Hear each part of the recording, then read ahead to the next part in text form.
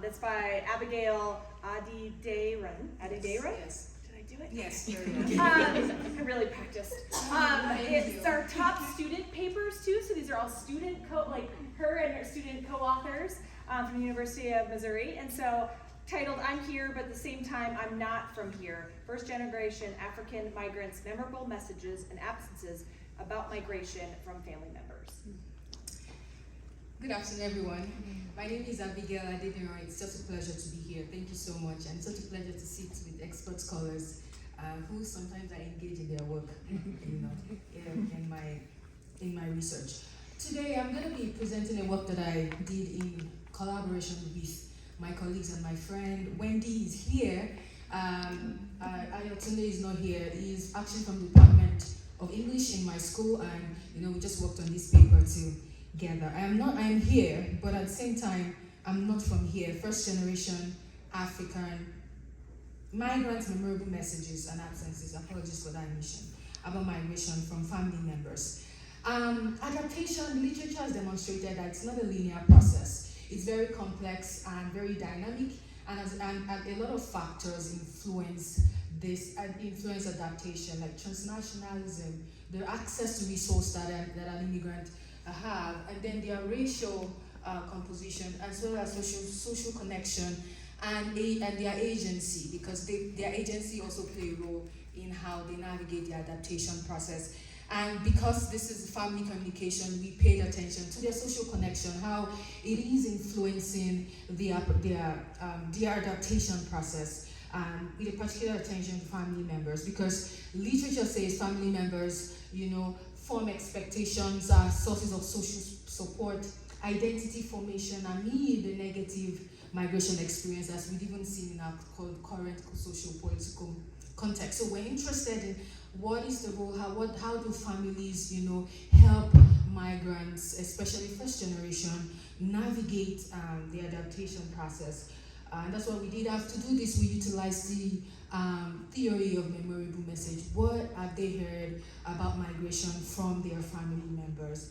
And why did we pay attention to first generation African immigrant? They are the fastest growing immigrant group in the US, and they have a unique experience as a type of Black identity, because they are balancing not just their race, but their identity as immigrants. They are balancing both simultaneously. And then this study is actually also important in our, like I said, in our current socio-political context. There's a lot of increase in fear amongst immigrants, uncertainties, chronic stress, trauma. So we wonder how family members are, helping them, influencing their integration process. And also there's scarcity on literature because of the tendency to merge all Black identities as one, forgetting that within the Black identity category, there are a lot of them. There's the African American, there are Black immigrant, African immigrant, there are Caribbean immigrants, and there are Hispanic immigrants, and all of other Black identities. And so we use the theory of memorable messages. I won't delve into what the theory is, which I think every one of us here is familiar with, but the theory says it's enduring, messages are enduring, violence, contextual, they serve as socialization agent, they can be disrupted, and then there's also an attention to memorable absence, which I'll talk about. So we asked, our first question was, what is the content of memorable message about migration that first generation African immigrants have received from their family? And then we're also interested in the meaning that they ascribe to this message. In terms of our methods, we interviewed 15 immigrants, 6 male and 9 females. We utilized the snowballing sampling techniques, and they were between the ages of 19 to 39. And they have diverse status. We had citizens, student visas, that's they also call it F1. PR then is permanent residents. And then we interviewed people they came from Nigeria, Kenya, Ghana, and Cameroon. And they also have diverse occupation apart from the students. We utilized semi-structured interview. We gathered data in the spring of 2025. And that is also very, very significant, because that was when, there's a lot of immigration policies that were all around. And so it was really a significant time to gather this data. We utilize the thematic analysis and the iterative approach where we're going back and forth from literature, and you would see a lot of, most of our primary codes there, things like you don't belong here, and then trust no one, as you see in our findings, and then we also engage in secondary codes before we arrive at our themes. And so what did we find? This is the overarching argument. It is the fact that, as literature has said, adaptation is complex and it is shaped by society's expectation.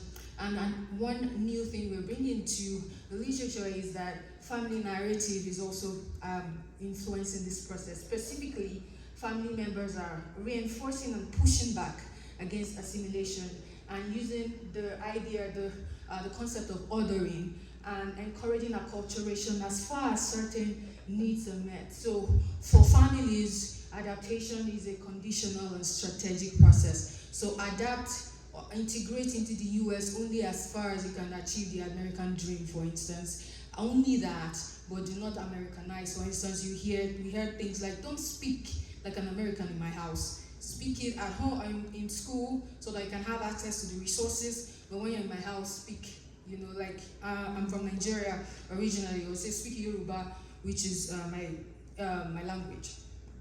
And so there's a lot of attention to, there's message against assimilation and thrive against the odds as the other. So there's a lot of, all of these messages, the underlying theme there was, you are the other.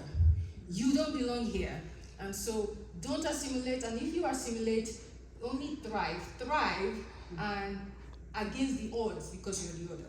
So we saw you are different, you're not like them, and then they engage in privacy management.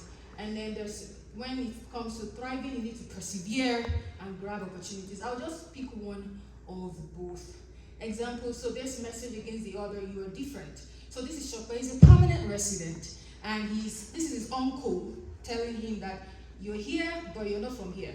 So always make sure to preserve your heritage. I am in America, but I'm not American. Meaning that yes, I come here, I can mix with them, but at the same time, let me not be fooled. I'm not from here. So there's a lot of, and then the other one was thrive against the other. That is proactively, grab opportunities. This is Asha. Asha is a citizen of the US. She's from Ghana. Shakwa is from Nigeria. Then Asha is from Ghana. And her family, now this was memorable absence. Her parents didn't communicate anything to her, but she perceived that this message was communicated to her. Things like, I didn't get anything from my family. This was when we asked her, where they told me to do certain things. However, I personally knew the sacrifices that was made for me to be able to come here. I just knew I had to be the best person I can be. I had to set my bar high for myself. I had to get whatever opportunity, like grabbing opportunities because you are the other. And so we also found the two major functions of this message as a motivator and also as caution. So and Nia is a student, she's on F1 visa, and she said her father's message against assimilation actually encouraged her to take big moves. Like, it just made me to be more proactive. I haven't really been looking into work. When I spoke to her, she was in her junior year. It's just school for now, just because getting a job straight out of undergrad as an international is very difficult. So it is encouraging her to take big moves. And then also caution, James is a citizen, but the message his parents communicated to him is encouraging him to be careful of who he opens up to, who you tell your stuff to, because not everyone is as friendly as they seem. Some might look happy for you in the beginning, and once things get difficult, they step away. So I think the message helped me know how to look for true friends. Now, what do all of these have to say is the fact that family members actually communicate anti-assimilation messages, especially the concept of othering, which is the us versus them, and this is emphasizing the binary that is already reinforced by the society. Society is doing the reinforcement of immigrants as the other. Family members are also complicating this process, and also apart from, it's also insulating them against American vices because you don't want to be like an American. You don't want to get into the vices that are, within the system. So do not assimilate. And also, this is complicating us adaptation process because it's regarding the U.S. as a space for opportunity rather than belonging. So it is only a place to achieve the American dream, nothing more. And so it's really complicating the process. And also, specifically regarding the theory, we see that indeed nonverbal message, because of time I'll have shown other examples, nonverbal messages are also very memorable, and these messages are communicated through hustling. They see their parents hustling, so their parents do not need to communicate anything. They get the message. They get the message, and so for that, they value hard work, and that's why they are hardworking. And this is impacting their identity, their choices, and their belief. Many of our participants are finding it difficult to describe who they are. So some of them are like, am I a Kenyan? Am I a Kenyan American? Am I an American? So they are really struggling to define who they are, and it's causing a lot of cognitive dissonance. In summary, our study, our overarching argument is adaptation is complex. The society is playing a role in this, and family members are also reinforcing what the society is already doing. I want to especially thank Dr. Colleen Warner, I don't know if she's here, and Dr. Hotzman. They were actually very, very helpful in helping us tease out our findings. Thank you so much.